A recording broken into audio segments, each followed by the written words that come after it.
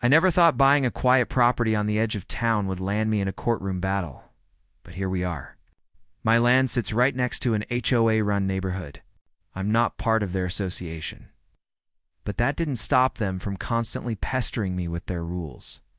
Letters and suggestions about how I should maintain my yard. I ignored most of it, because their authority ended where my property line began. One morning, I noticed construction equipment right behind my fence.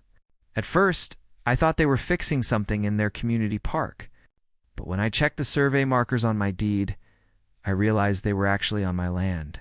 The HOA had begun building a luxury spa and wellness center, complete with a hot tub, steam room, and lounging deck. I confronted the HOA president, who waved me off. "You don't even use that land," she said. "It'll increase everyone's property value, including yours." I told her to stop immediately, but she ignored me, insisting they had easement rights, which they absolutely did not. I consulted a lawyer who confirmed it was outright trespassing. Before I could file an injunction, they rushed to finish construction. Within months, the spa was open, and residents were parading across my property daily. I wasn't about to let it slide.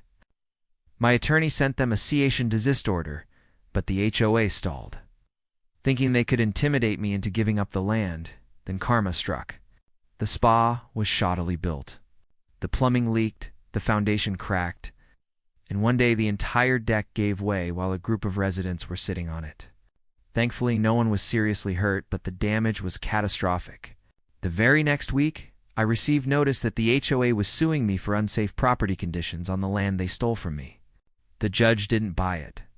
My deed and surveys proved the HOA had no right to build anything there.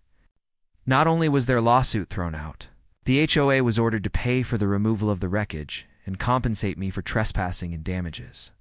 The spa was demolished. The residents were furious with their board. The HOA president resigned in disgrace. In the end, their arrogance cost them hundreds of thousands of dollars. As for me, I finally put up a big, sturdy fence with security cameras. Now, whenever I sip coffee on my porch, I can't help but smile knowing the HOA learned the hard way that you don't mess with someone else's land. **. For more interesting and heart-touching stories, hit the subscribe button now.